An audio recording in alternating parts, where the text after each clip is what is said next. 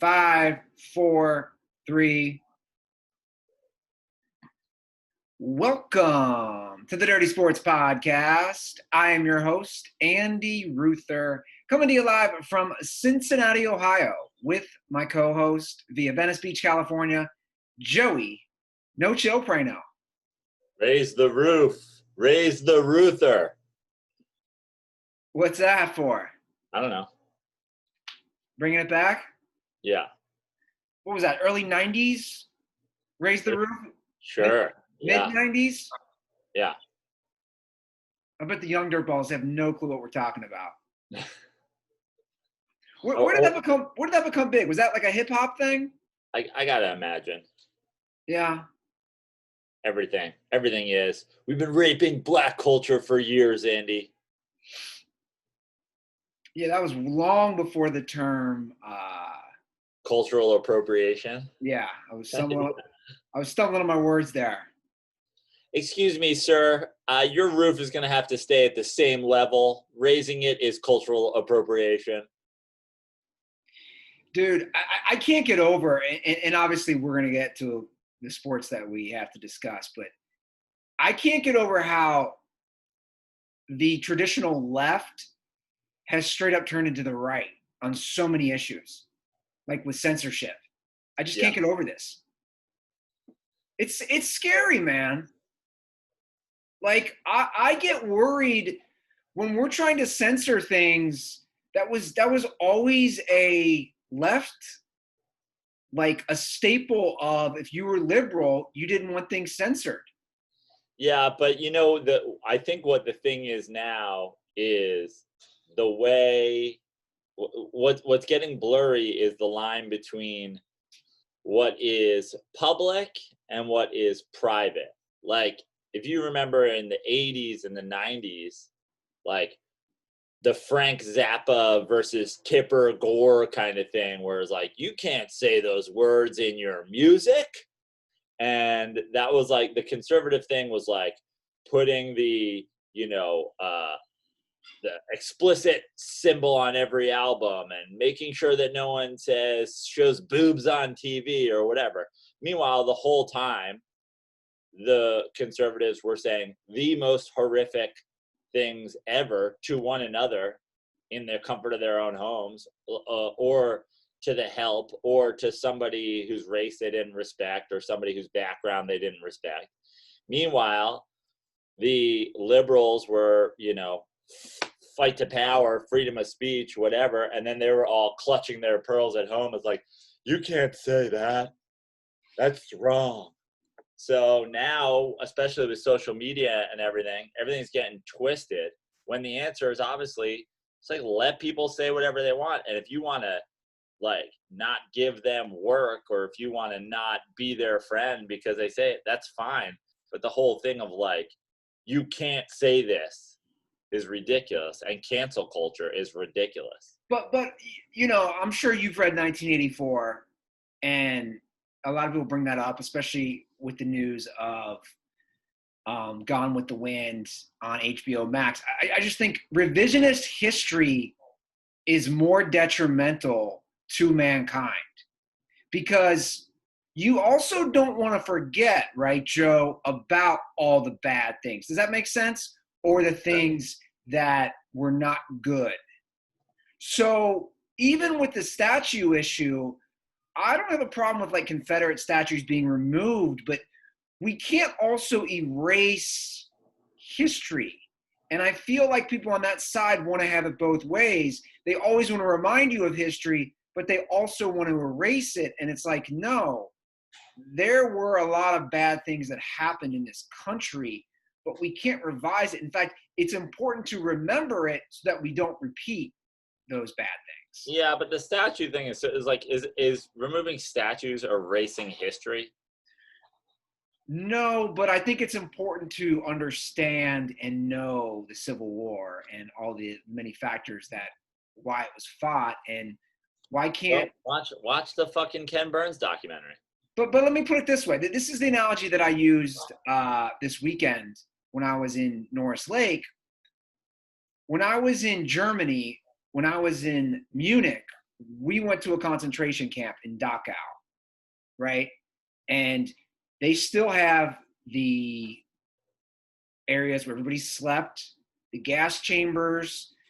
It's really tough to see, right? And then they have a museum next to it, which also has some very graphic and vivid pictures. They have a movie theater to watch a movie. My point is, it's important to see those things to realize the awful atrocities of the Holocaust.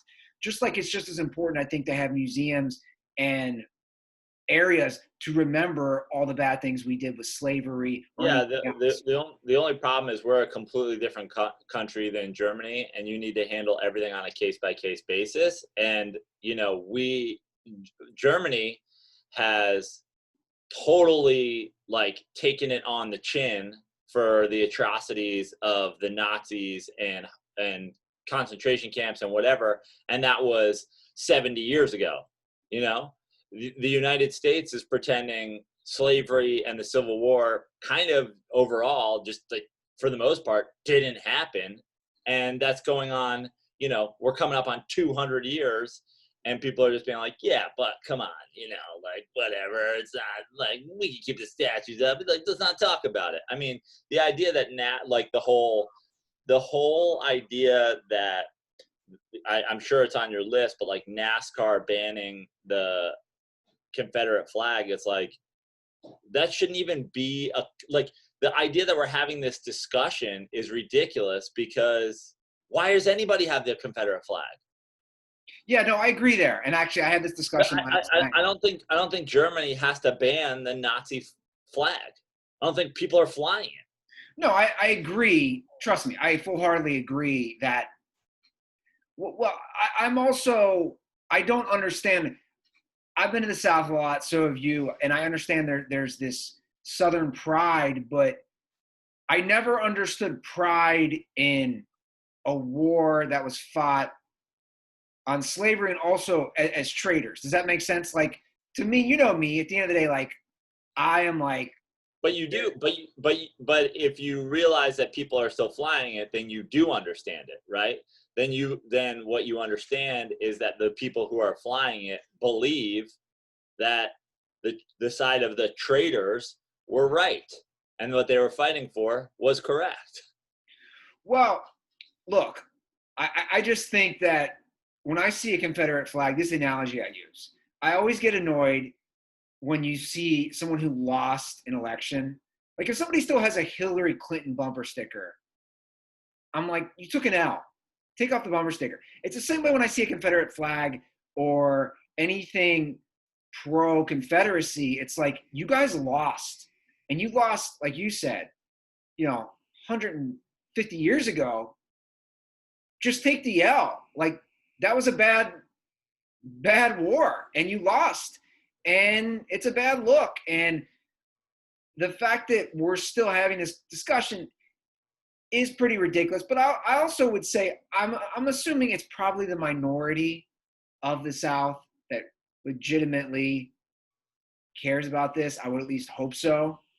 Well, again, yeah, I think it is. But the idea that NASCAR has to ban it, that tells you how many there were. If it was one, they're not like NASCAR releases a statement that Dan can't bring his Confederate flag anymore. They're not talking about a guy. They're talking about a bunch of people. Yeah. Have you ever been to a NASCAR event? No. Would you go? Because I would go. Yeah, sure. Why to not? Experience it, especially the people watching. I mean, look, NASCAR obviously had to do that. It's long overdue. And you're right. There's clearly a problem. Obviously, you and I don't know much about NASCAR, and we don't watch it. But the fact that they did have to issue a statement and make it a part of the policy of the sport. By the way, sport. Is it a sport? No, I mean, they're not athletes. Let's just leave it at that. Or is it a game? Or is it a very, very well-skilled game? And by the way, I'm not saying it's not physically grueling. Of course. Exactly. And I'm not saying it's easy either. So, by the way, being the greenskeeper of a golf course is physically grueling. Doesn't make it a sport. What would you rather watch? Somebody grooming Augusta or somebody going in circles? Probably grooming Augusta, honestly. I think and it's pretty interesting. I mean, Yeah. you know, cutting the lawn in that level. By the way, I have all the respect in the world. Like, racing is not only grueling, but like real, those guys Dangerous. are truly putting their lives on the line and, Sure. whatever. But like, at the same time, again, it's like, I always just, if you want to call it sport, that's fine. And I'm fine with like using that as golf's a sport, darts are a sport, blah, blah, Bowling. blah. Yeah. But are they athletes? I don't Well, think so. well, that's my point too. Is like, so I was actually watching bowling with my dad. How funny is this? We were actually watching it. This is the state of sports right now, and the two guys who were amazing were so fat, so out of shape. And that's the thing, like, it doesn't, and I'm watching how good of bowlers they are, and I'm thinking in my head, they are so good at what they do, and it's not easy. But to me, this is a highly skilled game. It's not a sport. I mean, that's obviously a very ambiguous term or a fluid term that you can use loosely. But anyone who gets mad when I say this, I don't understand. It's not me demeaning these people. Like you said, I know how difficult it is. I never said I could do it ever once. I also know that baseball, basketball, football, hockey, whatever you want to name it, those are some serious athletes. That's all I'm saying. Yeah. And I think that's the thing, is like, we can get loose with sport all we want, but athletics is a different thing. Sport is defined as an activity involving physical exertion and skill in which an individual or team competes against another or others for entertainment. So these all qualify, it's physically exerting to bowl. sure. But are they athletes? Certainly not. The new thing is they bowl with two hands. Did you know this? No. So when I was watching, This is the pro bowlers? yeah, Wow. I was watching these guys in a championship, and they were bowling with two hands. I don't know, like grandma style? No, but they still put the spin on it. Okay. You'd have to see. I can't even explain it because I don't know enough about the sport or game, should I say? Well, I think we talked about this before, but like, bowling for the casual man, like, that's over with coronavirus, right? For like, I mean, talk about, when does comedy clubs back? When do whatever come back? Like, when does a place where you eat chicken wings, lick your fingers, then put them in a ball, then roll that ball down a thing, then it comes back through a machine, somebody else sticks their fingers sometimes in the same ball, they're licking it, like, a lot of licking and sticking. Well, Cherry Grove Lanes, where Walt Bulls is open now. It's unbelievable. He is not gone yet. I look. You have to remember who also bowls, though, right? Like, my dad is the prime candidate of, not exactly. He's one of those that this is all overblown, right? And I'd say the majority of the men in his bowling league fit that mold as well. So I think you're just going to have a bunch of those type of people who are just going to go right back. Yeah. Like, this is kind of a scam. Okay, Boomer Lanes. I think that's a great chain. Boomer Lanes would be a great chain. Yeah, Boomer Lanes. I think it's perfect. Just like a lot of like marketing, it just in like the food, in the drink, and everything, to like the total boomer generation. Well, we joked in my family that my dad's immune system from, I mean, no lie, probably 45 years of being in a bowling league was probably so high. Like, his immune system from just bowling every Wednesday for 45 years has probably built up a lot of antibodies. You know how like bowling alleys for a while there were really trying to target the young people? It's like, oh, we're going to do hipster food and drink. We're going to like have black lights on. We'll show music videos on the screen. In movies. Yeah. Forget all that, because the young people now are like, this is disgusting. Like, I can't believe I didn't get coronavirus from bowling. You just got to go full boomer. On the TVs, which by the way are the old like bubble screens, just show like 80s basketball highlights. Yeah. Like, oh, the 1989 NBA Eastern Conference Finals. I mean, God, look at this Lampier. Tell me LeBron could handle Lampier. This is just great. It's funny you say that. So my mom. Just episodes of MASH. Yeah, this episode's such a mash. So my mom like No, keeps. I'm saying showing episodes of MASH in the bowling alley. This episode is also a mash. That clinger, I don't know. So it's funny you bring that up, 80s, because I got to say this. So my mom keeps everything, right? Like my mom kept everything. And she was probably the most organized, meticulous hoarder I've ever met. So my brother Brad and I last night were looking through some things in the closet. We pulled down a thing just labeled hats. You should have seen what we found. I found an old Cincinnati Bengals hat that was autographed by Anthony Munoz that I got, no lie, 30 years ago. Then I found an old Xavier basketball hat that was autographed by former Xavier coach Pete Gillen, again, 30 years ago. And then I found, I'm going to have to tweet this stuff out. I found an old Chicago Bulls Michael Jordan hat, probably again, 30 years ago. Signed by Jordan? Where the back, it says Jordan 23 on the back, and then the front has the Bulls logo and then his like fake, stitched in autograph. And I thought of like a 9-year-old Andy Ruther and how much I used to wear that Bulls hat and how I was just so diehard MJ. It's crazy. Well, this is the anniversary of the flu game. Of the flu game.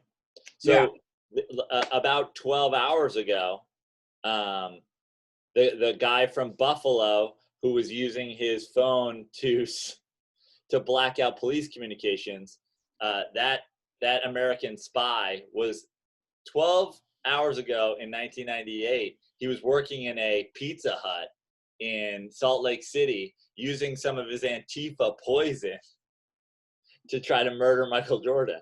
The national treasurer, Michael Jordan, right? What is a worse theory? That Pizza Hut Salt Lake City poisoned Michael Jordan before a finals game, or that crippled, decrepit old man was trying to black out police communications with the iPhone that he modded into a police descrambler. Yeah, it's a pretty good one, dude. It's one of my favorite takes or conspiracy theories that have come out of the protests. That this old man was basically, you know what the old man was? He's basically Q from James Bond, because he got really old and he was just coming up with all these quirky devices. Yeah, it's basically what he was. He's a white version of Morgan Freeman in The Dark Knight. There you go. He's got all these like modern devices, but he happens to be 75 years old. Sure. Well, Joe, I will go bowling. Back to that real quick. Okay. Like, when I return to Los Angeles, if I ever return, would you go bowling with me? I mean, if you like really wanted to go bowling, something I think needs to happen is, I think this is a good opportunity. We should all stay strong for as long as we can and not go bowling, because we have to make bowling cheap again. I agree, but I'm going to sweeten the deal for you. A nice, cold draft Miller Lite, my friend. I love it. That'll get you to the bowling alley, right? Yeah, but that's the thing about bowling is, like, back in the day, it used to be go there, you get a pitcher of Miller Lite for $6, and you just bowl to your heart's content. Now, like, I'm drinking my Miller Lights at home. You get that home delivery. And it feels so good, Andy. It's so much cheaper than the $75 Miller Lite pitchers that happen at bowling alleys anytime in the last 10 years. Just getting that home delivery, drinking at home in the comfort of my own home, talking to people on Zoom, Zoom happy hours, Zoom podcasts with Miller Lite. It's great. It is great, Joe. Miller Lite, the original light beer. While you're home, enjoy a classic. Available for delivery today. Celebrate responsibly. Miller Brewing Company, Milwaukee, Wisconsin. 96 calories and 3.2 carbs per 12 ounces. And you might be able to you know what? I'll have to do the math on those carbs per 16 ounces because I've been buying, and I have some in my fridge. I'm not going to crack one this morning because, like all good, responsible Miller Lite folks, I am driving up to San Francisco later on. But I've been going with the pint bottles lately. Oh, nice. The pint cans, I should say. Yeah. So you're leaving after the show? Yeah, a couple hours after the show, gonna head up north.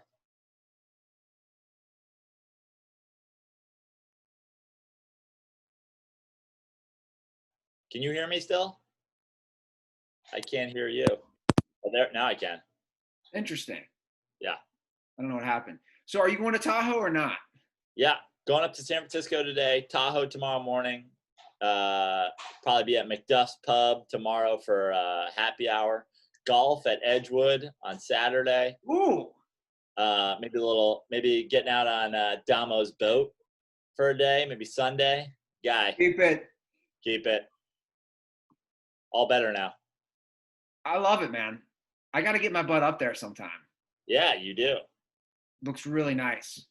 Got to get out of this heat, this Cincinnati heat. We got to talk back home stuff, little USC football. And the Trojans have now officially welcomed back Reggie Bush in this just whole bizarre thing where the technical term, I love this, Joe, disassociated from the school. Yeah.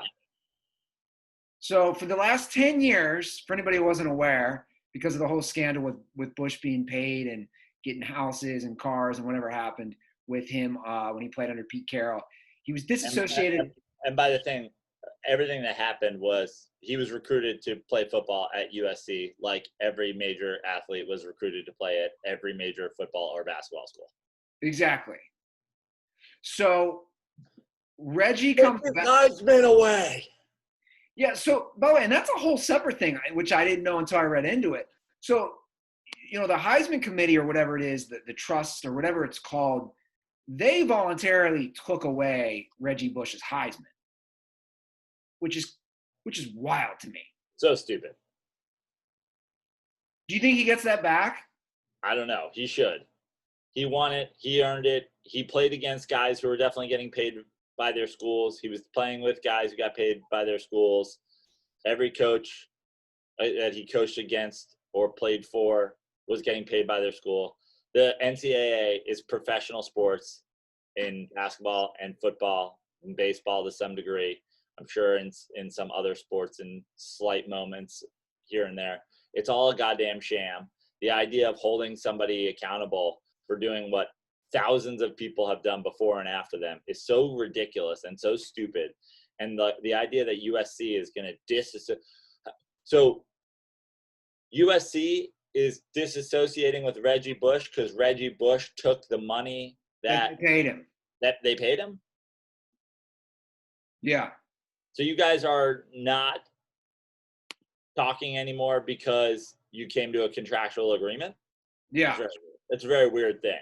But now we're ending it because time's up. Reggie has suffered for too long. He should be able now to what? Go to USC football games again? I mean, it's so wear his sweatshirt. It's so ridiculous. He works for Fox Sports for college football, and they did a game last year at the Coliseum on, I think, a Friday night or Thursday night, whenever it was. He had to get permission as an employee of Fox Sports to cover the halftime game at the USC game. I'm not making this up. This is how ridiculous this is. You know what it is, by the way? Do you know why they're doing this? No. They're doing this because now that schools and everything's changing with making money off image and likeness, Yeah. they're trying to get that number 5 Reggie Bush jersey money, which they would get a cut of. Which they were already getting the full cut of before. I'm not exactly sure how it works out, but I've seen things that like it has something to do with how the NCAA is changing the laws on how this works. By the way, Reggie Bush, I want to talk about him for a minute. I'd put him up there as far as explosive college players, and obviously he didn't have the pro career that he had in college, but I'd probably put him easily top 5 as one of the most fun players that I've ever watched play college football. He's right up there with the greatest college careers that I've ever seen. Right? Especially from when you consider that he was there a couple of years. He didn't have like one blowout season, like, you know, for example, like Joe Burrow this year. It was like he had this big great season and then he was done. He put together like multiple great years. Probably should have won both of those Heismans. He's right up there. I mean, again, when you're talking about explosive and you're talking about guys who had, whether it be one and done kind of great campaigns or just guys that really, you know, their explosiveness, whether it be returning kicks or whatever, was like a little overblown. From being like a running back and a pass catcher and a return man and whatever, pretty tough to beat. Yeah. No, you're right. I mean, he's pretty amazing. I mean, in terms of like greatest college football players of all time, I know there are some people who have like Tebow 1, you know. It's tough not to put Tebow 1 though, to be honest, because he also did it for 4 years. Yeah. I'm looking at Reggie Bush right now. You know, he played 3 years. His yards from scrimmage goes 835. Again, that's as a true freshman. 1,400, then to 2,200 his junior year. So you're right. I mean, he basically put back-to-back sophomore and junior amazing careers. I still think it's Tim Tebow, but as far as careers, and like you said, kick and punt returns, he was also doing. Right. So, I mean, damn, I just remember you put those games on, the moves, and I saw when he was trending, they were showing some old USC highlights. Some of the jukes, man. People don't realize that USC was so good, like celebrities were going to USC games. Hollywood had tickets. They were on the sideline. And that's also when the Lakers snuck. So basically, they were good. Bush was there 2003, 2004, 2005. And I shouldn't say stunk because the Lakers were all right a couple of those years. But because they won a title in 2003. But, yeah, it was fun to watch all those teams. And just end this, like, this weird disassociation. And like you said, they gave him the money. Yeah. Also, like, speaking of kind of great USC running backs, all-time college football players, did they ever disassociate OJ with USC? I don't think they did. I know. That's what I'm saying. It's so ridiculous. Killed 2 people. Yeah. And again, it's most ridiculous because what did Reggie Bush do except take the offer that you gave him? Yeah. You're right. I mean, I don't know if you remember what they got hit with. They got hit with harder penalties. This is the NCAA in a nutshell. USC for getting Reggie Bush and his parents a house and all the payments and whatever they did down in San Diego where he's from. They got hit with harder penalties ultimately because a lot of them were rescinded than Penn State did for running an underage child molestation ring for 25 years. Like, to me, that sums up the NCAA. Right there.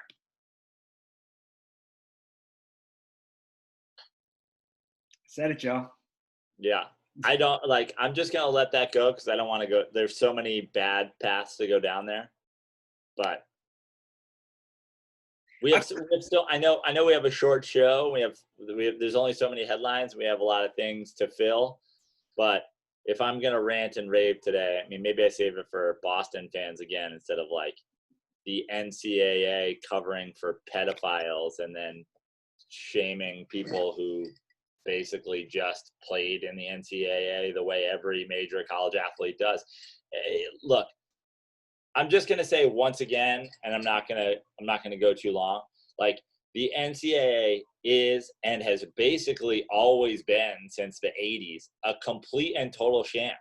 And I understand that there are people out there who are like, oh, I love SEC football. Oh, I love Texas football, Oklahoma. We're like, this is like the biggest thing ever. But it's complete and total bullshit. And, you know, grow up. College football, college basketball, it's fucking scam. Don't support it.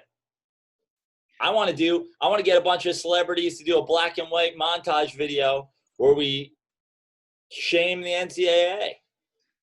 Well, I want to bring that up then. Let's look at, obviously we're in a very hypersensitive, like socio-political time. Who needs like, if you had to look at overhaul, like, let's take law enforcement, our political system. I mean, defund the NCAA is easy. Like, come on, why have we not done that? But that's what I'm saying.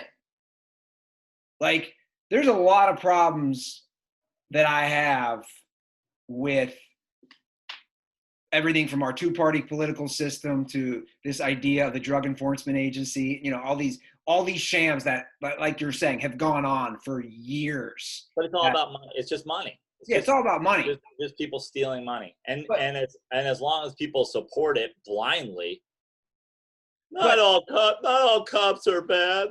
Not every college football team is paying its players. Well, I think there's a couple. Yeah, there's some good apples. Akron's not doing it. The Akron Police Department hasn't murdered anybody. Well, I actually think there's truth to what you're saying, Joe. They're not all bad, but if you're participating in the system, you're willfully being a part of something that is really, really, really, really bad. But the whole term defund, I think people don't understand that, by the way. No, you think?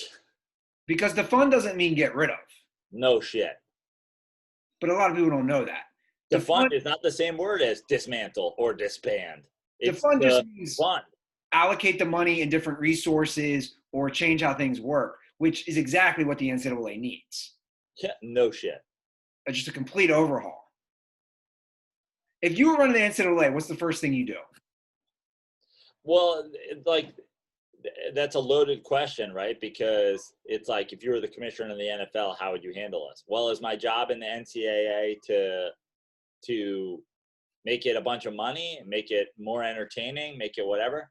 But what do I want to happen to the NCAA is I want it to be college sports and stop pretending that it's college sports when it's really professional sports. Stop having the haves and the have-nots of the major sports that are televised and that people watch or care about. Like, college sports is I get college hockey's big in 4 schools in Boston. I get that college baseball is big in Florida and, you know, parts of the, you know, Southeast. Well, yeah. But like, there's 30 college sports teams on every campus, and 2 of them at most are ones that people care about.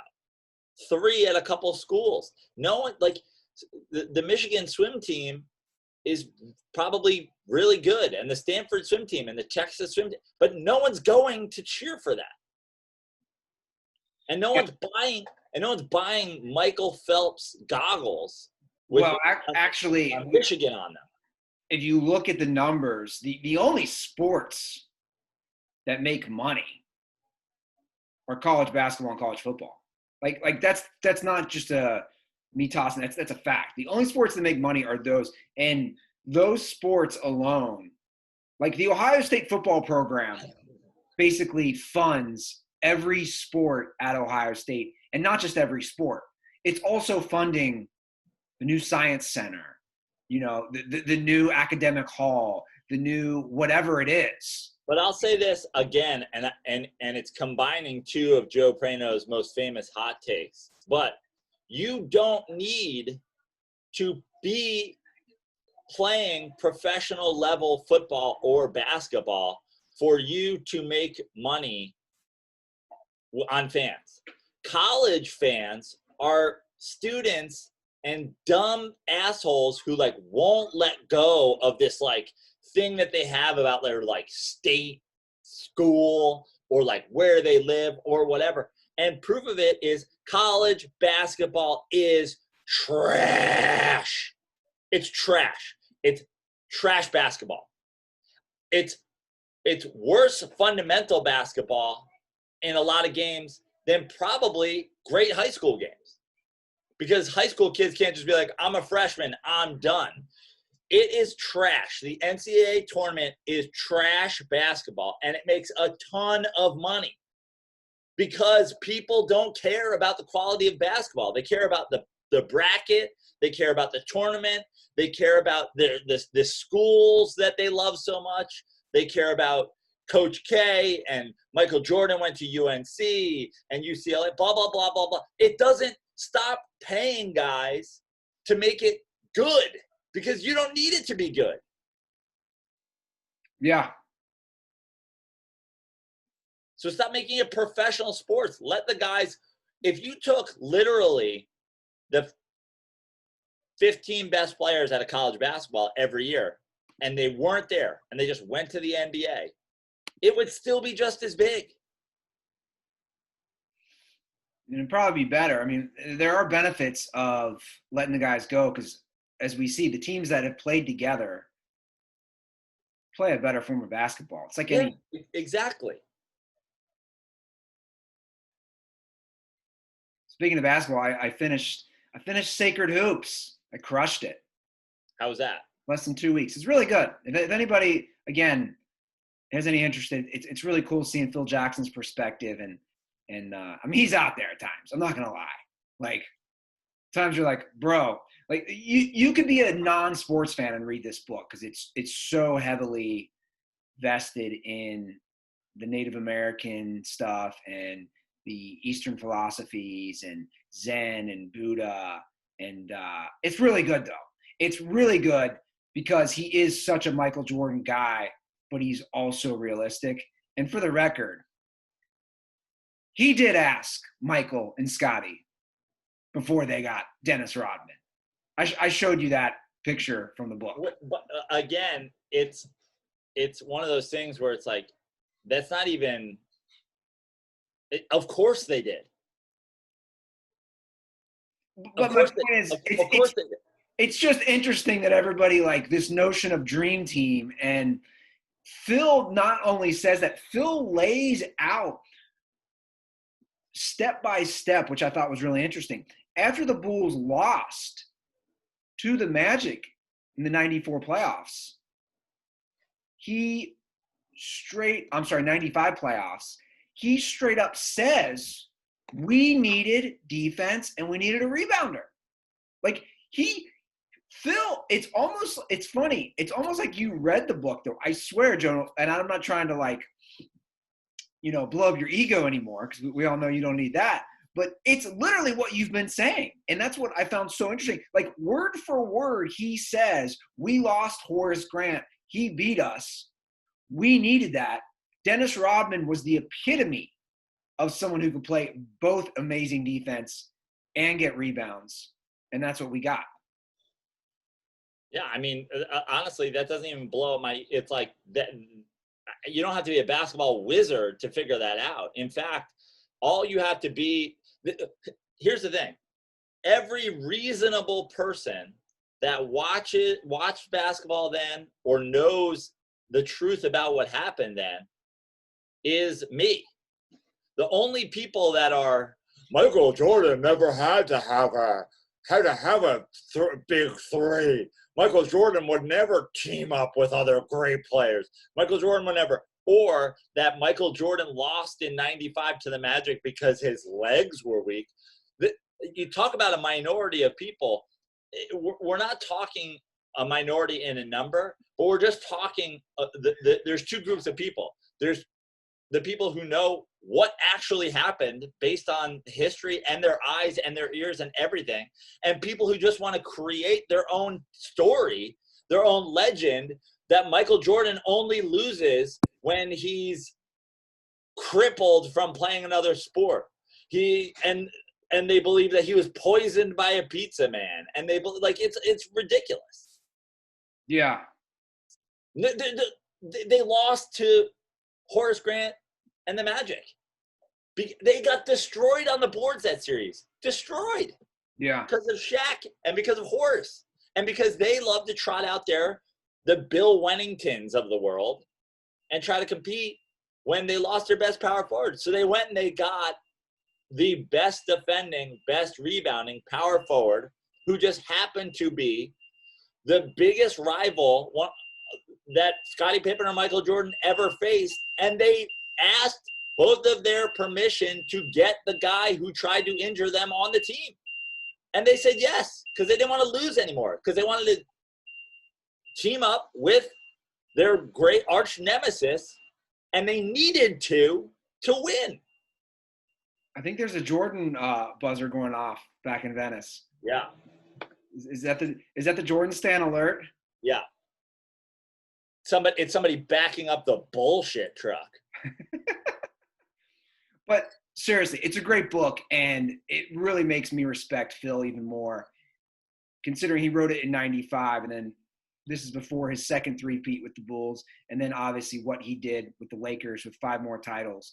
And Phil was just a master to get everybody to buy in. And we always talk about Bill Belichick, but I feel like Belichick gets everybody to buy in, but Belichick also is a master at the X's and O's. For Phil, it's just he gets these guys to play together, including Jordan, and he talks about that. And he talks about how, Michael wasn't ready to buy in at first, and how he told him, and I know they covered this lightly in the Last Dance, but dude, we're not going to win if you're getting 35 a game. We're just not. Like, we need the John Paxsons of the world and, those type of players to contribute to really help the team. But it's a really good. And Andy, that's the thing about the Jordan stands and whatever is like, and this goes back to a very similar thing that I talk about with quarterbacks a lot, but it's a great example in this is like, you can use Michael Jordan's career stats and accomplishments as a whole, but you also have to remember that a lot of the things that you're referencing are things that didn't help them win for a while, and then you're using the titles to justify it as well. You're like, well, he won 6 times and 6 finals MVP, and he was a scoring champ 12 times or whatever. It's like, yeah, and 9 of those times they didn't win shit because he was scoring too much. Yeah, and by the way, to Jordan's credit, Jordan did buy in, and you see that. And again, they talked about that in The Last Dance. But if you read the book, I think it gives even better insight into once Michael started trusting these type of guys, especially in clutch moments, they won, and they also performed. Well, the bottom line is you can talk about young, you can talk about immature, you could also just talk about proving himself as a player. You could talk about, not having the Pippins of the world, but it's very clear for a while Michael Jordan was out to prove that he was the best player. And once he felt like he accomplished that, then it was, how can I be the best player if I'm not winning championships? Now that I've got everybody on my best player side, what if I just win championships? Meanwhile, you could argue again that there are other guys out there. It's like Tim Duncan just came in the league and was like, man, I just want to win championships. And he won year 2. And he got hurt year 1. Like, He did his winning straight out of the gate, but it was never of like, I need to get mine guy. Sure. And I hate to say it, but LeBron James is the same way. He was never like, I'm going to win the scoring title this year. That's one thing I don't have on my accomplishments. Well, the scoring title, you always talk about throwing the most yards as a quarterback in the NFL, and you don't want your QB to throw the most yards. It's basically the same thing. That's what I'm saying. So I just said that with quarterbacks. It's like, you can look at all the gaudy scoring stats, but what are those without the championships? But yet people use them together. People use the championships and the scoring stats, and it's like they were kind of in opposition to each other. Now, obviously, Michael Jordan's still winning MVPs and finals MVPs. He's still the greatest player in basketball when he's winning those championships. But a lot of the things that you're referencing as the reasons that he's better than a LeBron, like career scoring average, or, how many scoring titles he had, or even how many, like him winning the steals title or whatever. Yeah, okay, he's doing that when they were trash, and then when they were winning championships, Scottie Pippen's defending the best player on the other team. Yeah, it's a really good book, though. I highly recommend it. We got to talk some more Boston Red Sox, Prano. At this point, what can Red Sox fans say? Well, if you look under the Red Sox tweet, you can see what they say, which one of the most hilarious things I've ever read. Oh, yeah. Actually, I'm on it right now. Is the amount of people underneath that are like, keep politics out of sports. And you're like, bro, asking our fans not to say the N-word to opposing players and our own staff, I don't know if that would be considered politics. I don't think if you went to Harvard University and majored in political science, they're like, poli-sci 101, don't call random black people the N-word in public. Well, first off, I should say, kudos to the Red Sox. I think this probably isn't easy to do. And I don't know if I've ever seen a team do this, to be honest, of any sport. They called out their fans. And they tweeted yesterday. The caption says, "This is real." And they have a big description. And it starts off with, "Torrey Hunter's experience is real," is what it says. And they're basically saying, guys, this isn't fake. This is real. This is a problem. And they document and say last year there were 7 reported incidents at Fenway Park where fans used racial slurs, and those are just the ones we know about. And I'm really glad they put that in there. And they go on. It's not only the players. It happens to the dedicated black employees who work for us during game days. Their uniforms may be different, but their voices and experiences are just as important. And basically they go on to say everything we all knew, and they're calling their fans out. And like you said, or like I said earlier, I've never seen a whole organization just call their fans out and say, stop being racist. I mean, this is unprecedented, and good for them. Good for the Red Sox as an organization. And you're right. I'm looking the third comment down. It says, shame on you, Red Sox. I've been a lifelong fan. For you to basically choose a political side, which makes no sense, and contribute to this nonsense is incredible. Why don't you also call for defunding the police in Boston? We'll see how that goes. It'll probably go great. First of all, asshole, for the second portion of your thing. And first of all, again, how racist you got to be to say screaming the N-word at people is a political position. I love this. Somebody also responded. Let's go through some of the Boston comments. I told you, you're like, what is there to say? I'm like, go into their tweet, Andy. There's hundreds of people have fucking ridiculous things to say. By the way, this response is the guy who says, I have a black friend or I have a gay friend. This guy responded with a picture of a former black player wearing Cosby Or is this Bill Cosby? I don't know. Or is this, I don't know. But is this Bill Cosby? I can't see because they're not turned around. Are they trying to say like Boston loves black people? I don't, dude. It's almost like saying, hey, look at former black players showing up to Boston. Boston like has nothing to say. I mean, like I said it last episode, and I'll say it again. For the people who don't know, for the young Boston fans, for whatever, like Google Bill Russell's relationship with Boston. He played in Boston. He won 11 championships in Boston. He didn't visit Boston for a long time after because they treated him like garbage. They were racist toward the guy who the NBA Finals MVP trophy is named after, who won 11 championships in 13 years. I mean, these comments are amazing. You will not get another dime from me. If I can't say the N-word at Fenway, I'm not coming. John Henry, please sell the team. This is a funny comment. If the Red Sox want to fight racism, they need to leave Boston, honestly.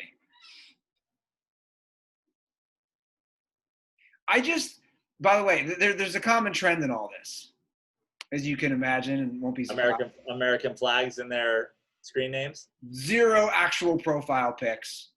All faceless trolls. No one willing to show their face. You know, we've argued a lot about America and how great America is and blah, blah, blah. You got to admit, Andy, if you're on the anti-American side of an argument, the fact that the worst people in the history of the internet all have the American flag in their screen name. I mean, I'm not sure what the argument is there, but I'm just saying there is an argument there. You're like Captain America for our show. You're not putting the American flag in your bio. Every person with the American flag in their screen name is human trash. I agree, but I disagree that I'm Captain America for the show. By the way, have you ever had a good exchange with anybody who had the American flag? I wish there was like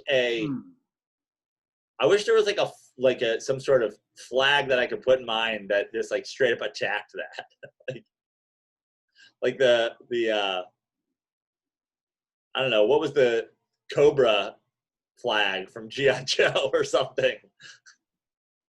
Speaking of Cobra, my brother and I stayed up late last night and we watched Stallone is Cobra? Rambo, Last Blood. The one that came out last year. Michael Jordan bullshit truck is back. Hold on. Jesus Christ.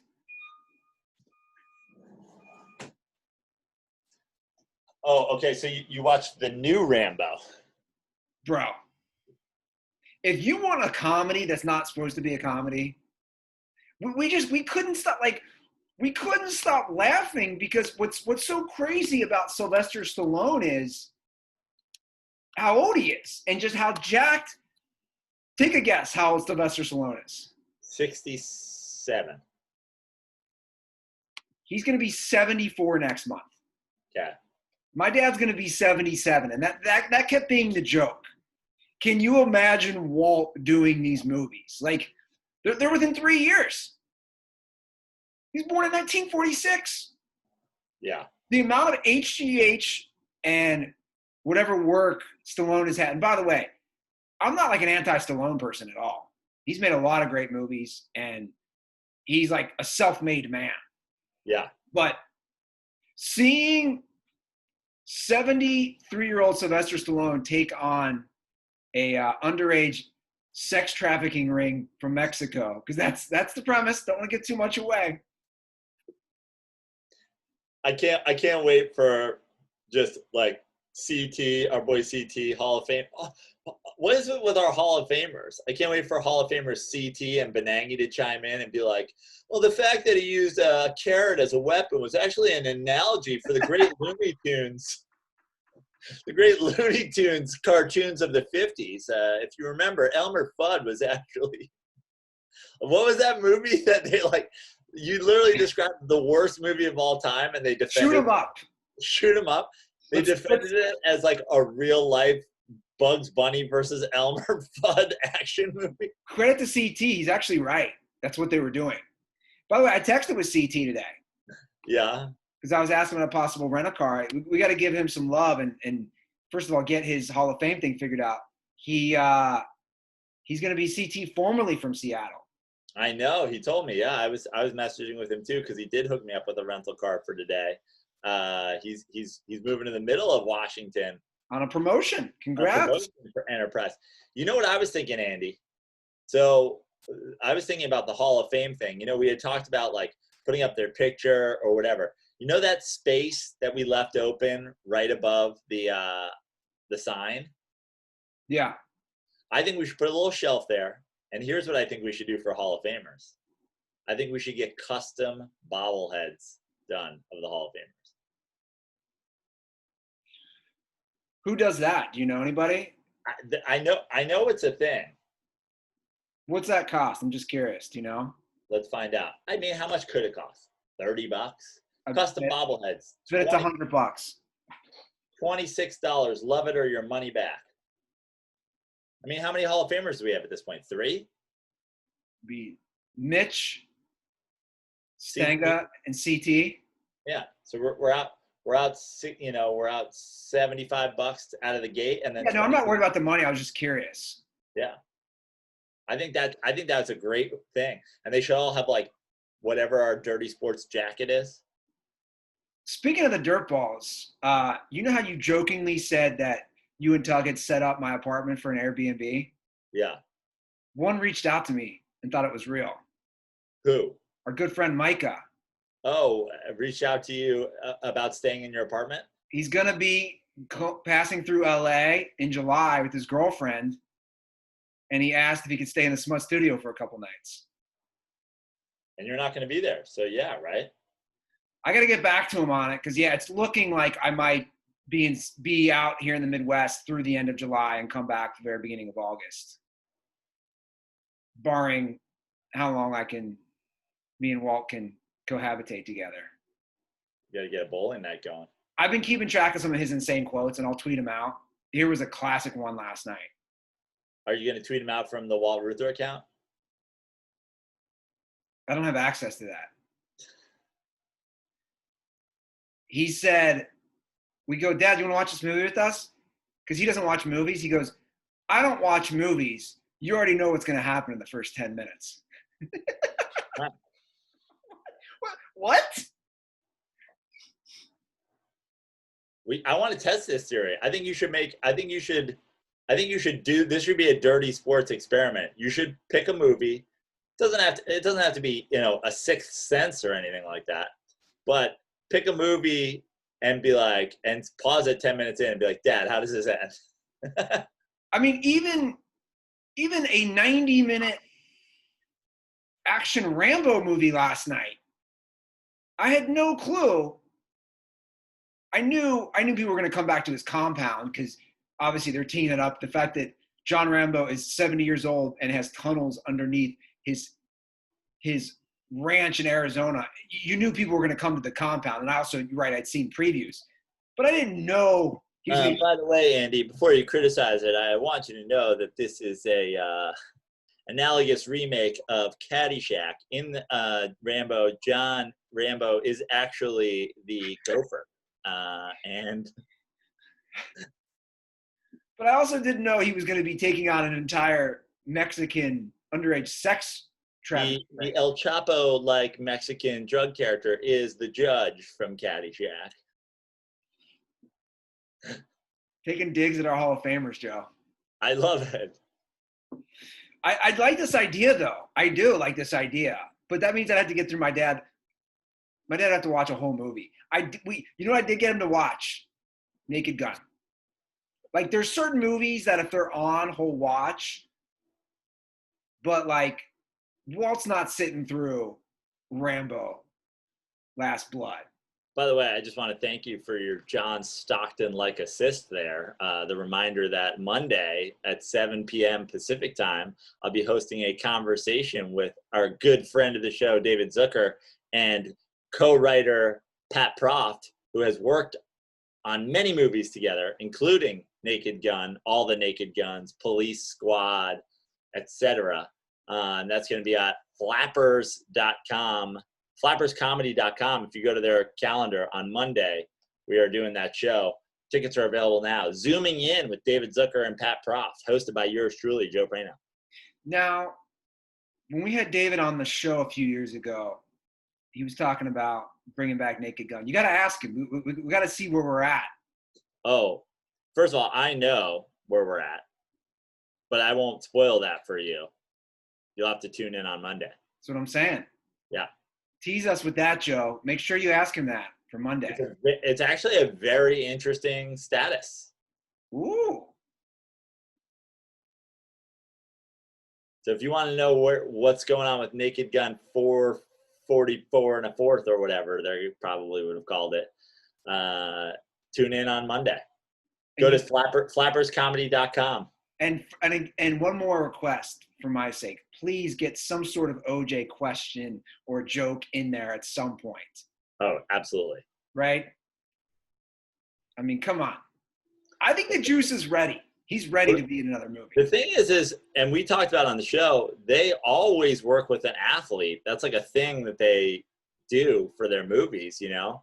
And I didn't even realize how long that went. Shaq was the star of one of the last Scary movies. Oh, yeah. I didn't know that. But also, and I think he talked about this on our show, and I know you love it, and I know you know it one way or the other, but you know they wanted Pete Rose. Yeah, he was supposed to be Kareem Abdul-Jabbar in there. Unbelievable. Kareem's so much better. Yeah. Or was he? Who knows? Who knows what Pete would have done? Probably gambled.